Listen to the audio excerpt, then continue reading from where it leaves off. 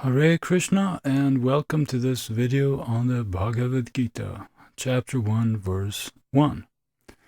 In this video, we will look at all the individual words of this verse and try to determine their type, and if they are declined or conjugated, their exact form. So what we will be doing is that we will fill in these fields above and below the entries here. And then when we know their type and form, we will also try to establish a rudimentary sense of meaning. So let us start with the intro, and also by zooming in here, get a little better view. All right, so we have the intro here, and dhritarastrah is the first word.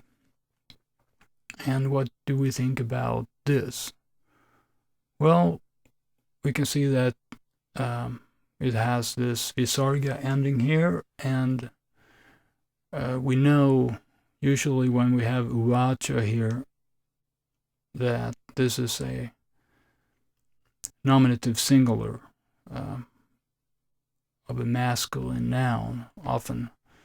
So this is a speaker, and the speaker's name is dhritarastrah. So this is a proper noun and masculine nominative singular. And this is, of course, as we know from thousands of other places in the Mahabharata, this is a verb, and it is third person singular, perfect indicative active. So the English translation then for this one is dhritarastrah, spelled like this. And here we have uvaca, which means he said. So it's dhritarastrah who said something. Dhritarastrah is doing the talking or the saying. All right, so we have intro finished, and now let's go on to pada number 1, in which we find two compounds here. And we can see this simply because we have this hyphen here in both. And the interesting thing here also is that we have the exact same word here in both, at the end of both compounds. So that will quicken our reading of this. All right, so perhaps we can start then with just the identification of what this is. This is a locative singular of ksetre. And we know that, of course, that compounds are normally such that only the last word in each compound is declined. So there's the other word or words. In this case, there's only one, but the other words normally are in their stem form or in some variety of stem forms. So dharma here is in its stem form, not declined. All right, so we have, perhaps we can put up compound here, and we can say Ksetre is a neuter, and we already said it's locative singular. And the interesting thing also here is to determine what type of, what is dharma-ksetre. Is it a dvandva? A dvandva compound or something else?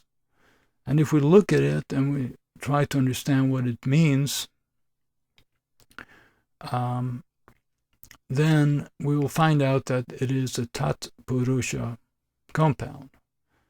And that is a compound in which the main word is the last one. So whatever else is going on in this compound, it's basically some form of kshetre. So the compound is also a kshetre, some form of kshetre. And the word in before, that is dharma, specifies what type of kshetre it is. So we have this idea of a case tat-purusha compound in which one word has a particular case relationship to the other. So in this instance here, we have kshetre in a genitive relationship to dharma. So it's the kshetre of dharma. So it's a case tat-purusha compound. Neuter locative singular, and so we can say it's we can say either at the dharma field, we could say like that, but if we do that, then we don't specify the genitive relationship. We could have done that, but I like actually to translate dharma also to duty. So, but the case is still that we don't display in such a translation. We don't display the genitive form, but we could write also here just for clarification that at the field of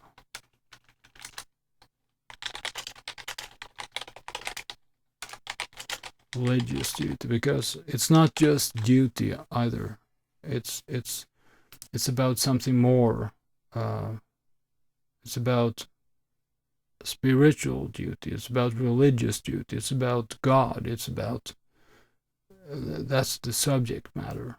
What the whole Gita is based on. It's about religious duty. It's about spiritual duty. It's about eternity. It's about God in a person. It's about the supreme power, the supreme person. And it's about the souls also, of course.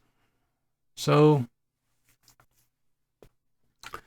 anyway, so that's basically done, and here is the exact same thing going on. It's also a case tat-purusha compound. There's also neuter locative singular here, and so the only question is here, what does kuru mean? What is that? So it's a name of a person or dynasty, royal order. And the funny, it's not funny, but it's interesting to see here that this compound has taken on its own form to also mean a place in India. So it's actually a place you can go to, and you could go to it thousands and thousands of years. It's a very famous place for sacrifices to the gods and like that. So, and that's where they are all at the moment here in the Gita. So this is the place of action, the field of the Kurus, kuru-ksetre. All right, so that basically takes care of pada number 1. And let's do a little on this line here as well. Samavetah, samavetah. Okay, and what could this be? Well, it's not entirely easy to know, perhaps, but this is a past passive participle, a PPP.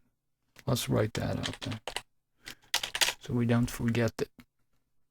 And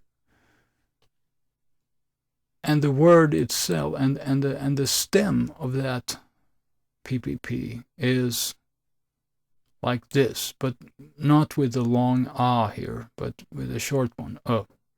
Samavetah is the stem. And then, as with all PPPs, you have to actually decline them so that you denote the who it is referring to. So is it male? Is it singular? Is it nominative? And here we see we had a long ah here instead of the short ah in the stem. So the declension is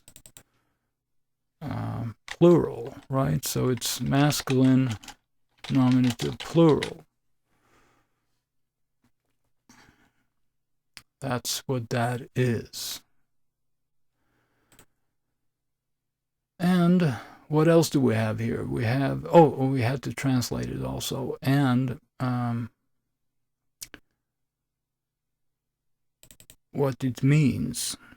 It means assembled, in short, or being assembled. But there are also, since it is declined, it also, there's a pointer to the person or persons who are doing the assembling. And so actually it says they being assembled, or them being assembled. But I'm not writing this here, it's too long, but we can know that this is the information we get from this ending here, that it's about they, and those persons are masculine and plural. It's not just dual, or they're 3 or more. Actually, there are many people on the battlefield, but so they are being assembled. All right, now let's hold on with this word until part 2 here, because we need to talk a little bit about the origin of this and the formation of this word. So I think we'll just zoom out for now.